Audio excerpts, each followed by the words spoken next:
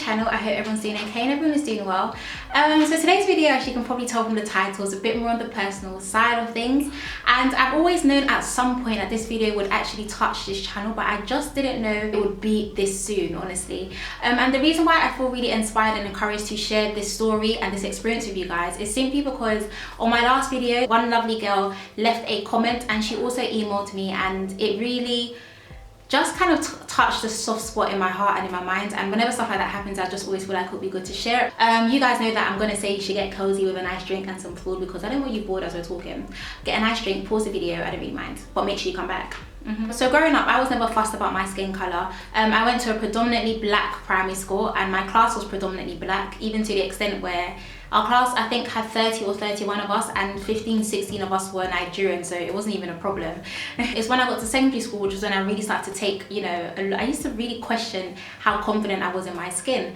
And if you don't live in the UK, secondary school is basically where you go between the ages of 11 and 16. So it was around the age 14 where I started to, feel a bit about my skin. Now, I did mention this in my confidence and loving yourself video, that my best friend at the time, Monique, hey girl, was light skinned. She had curves, she had meat on her thighs. I was dark skinned. What meat on what thigh? I was bony, I was skinny, still am.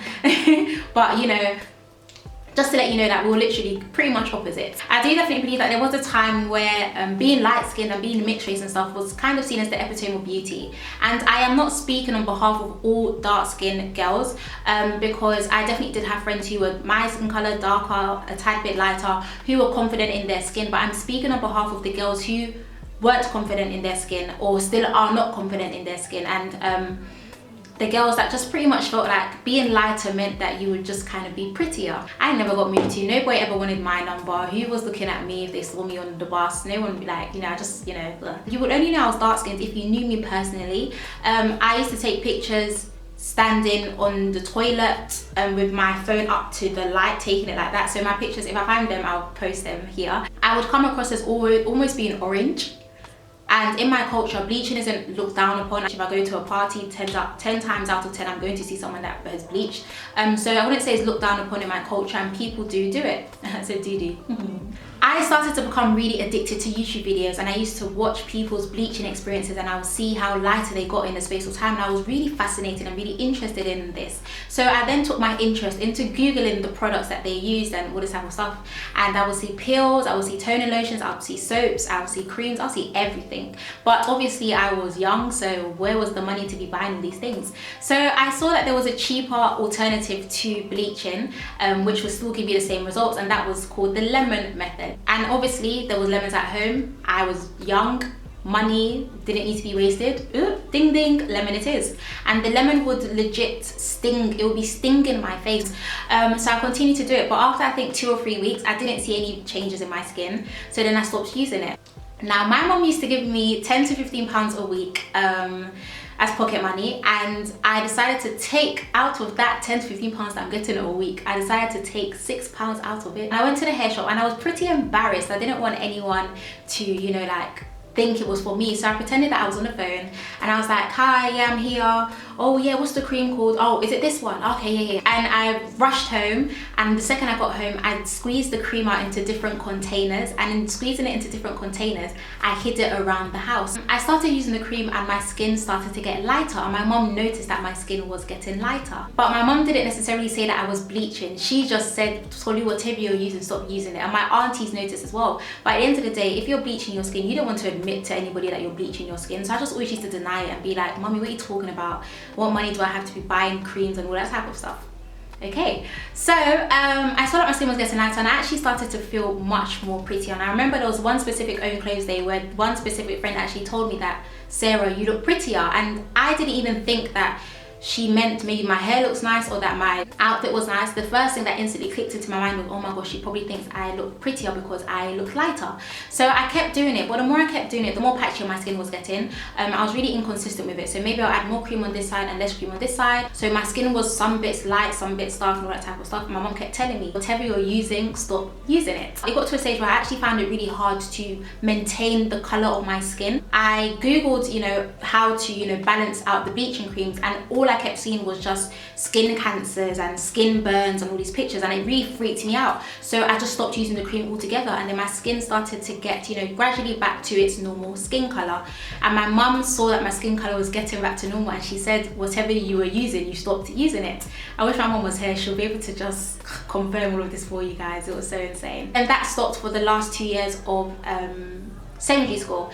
So now we're moving on to college, and in first year college I was kind of really to myself in the beginning of first year, and towards the ending of first year was when I really started to, you know, I got into a relationship, I started to meet new people, my closest of friends who I'm friends till to this day. Holla at my girls, love y'all. In the beginning of first year college I started using the cream again. Then when it got to, I would say around January, February of my first year in college, I stopped using it. One reason why I can definitely say I stopped using it was because of the people around. One reason why I definitely say I stopped using it was because of the people around me, my friends, my family. They just always made me feel so good about myself, and I started thinking more again about the cancers and the skin burns of bleaching, because at the end of the day you're changing the natural pigmentation of your skin. Of course it's going to be detrimental to your natural cells. My friends really encouraged me, and they may not have necessarily seen, because I didn't bleach to be light skinned. I wanted to be a lighter shade of brown. And my friends, obviously, they may not or may have directly noticed, but they were such a big help in regards to me establishing and accepting the beauty within myself.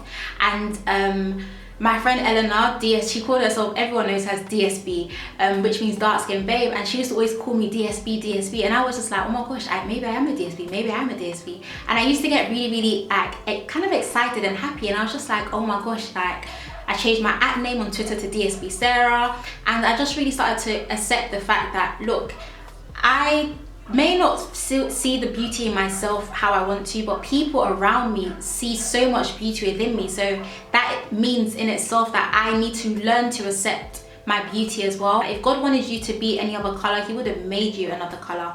And that was when I did altogether just stop bleaching, and I really started to appreciate my melanin, appreciate my beauty, and appreciate my skin, and, you know, all this type of stuff. And everyone around me was just so positive and just gave me such good vibes about myself. I feel like as ladies we need to love the skin that we are in, and we shouldn't feel the need to change it. And I can only talk like this now because I feel like I've already gone through that. I already went through, and I saw how detrimental it was to my natural skin color. A big help for me, in my personal opinion, was being in a relationship and having friends around me that definitely, they just always encouraged me and always told me I was beautiful, and they loved me the way I was, and that I didn't need to change. And that is why I started my channel on such a foundation, with my first video being confidence and loving yourself. Because once you have that foundation established within yourself, no matter what you feel your mind is telling you, because there are times where I did used to feel like society never used to appreciate dark skinned girls as much as they appreciate, you know, all Lupita and them lot now. But I definitely did feel like all of this bottles down to society, but most importantly bottles down to the thoughts that you have in your mind. When you begin to perceive yourself as not feeling beautiful enough just because you're in a certain skin,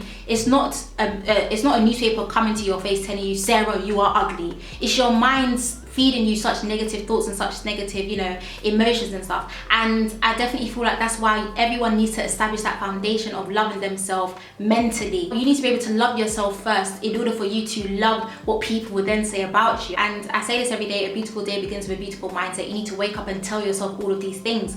But I do know there are some times, and there are many of you who probably don't have a boyfriend to tell you that, who probably don't feel like they have friends to tell them that, who probably don't feel like their family think they're beautiful, who probably don't have a best friend to tell them, ooh, slay, beauty queen, Let me be your boyfriend, your girlfriend, your best friend, your friend, your mum, your dad, whatever it needs to be, to let you know that you are gorgeous, you're beautiful, you shine, your melanin is popping. Don't feel like you need to change how God created you just because your mind is telling you that you're not beautiful enough. I'm telling you that you're beautiful. And until you learn to love yourself, whatever everyone says around you will affect you. But once you've established yourself in yourself, you will see your beauty radiate, and you would even be thinking that right now I look back and I'm just like, what the heck was I thinking bleaching my skin? But at that time I thought that was the right thing to do. And it just lets you know that once you found that confidence in yourself, you look back on the past and you're just like, Sarah, what the heck was I thinking? Everything bottles down to self-love, and it took me a while to establish my self-love. It's only now that I'm able to talk about it, but in year 9 I didn't know that that was the initial journey of my self-love and my self-love journey and how I perceived myself. in the skin that you are in, you are beautiful, whether you're light skin, whether you're dark skin, whether you're mixed race, whatever it is. And it's not even just a skin element, it's just about accepting your beauty and accepting your insecurities and working with them and actually allowing them to work out for your good and to help boost you always. So guys, I really want to thank you so much for watching. Just thought I would share this with you because I feel like it's something that will definitely be able to help a lot of young girls. I really wish there was a video up like this when I was going through all that I was going through. I do want to appreciate and thank everyone who watched my last video, but I do want to let you know that even if I start doing beauty videos or fashion videos and stuff, my talking videos are going to be as regular as anything because your girl likes to talk, okay? So guys, thank you so much for watching, and once again, always remember to never ever ever base the standards of your beauty on anyone else's but your own. Thank you guys so much for watching, and I shall speak to you in my next video. Bye.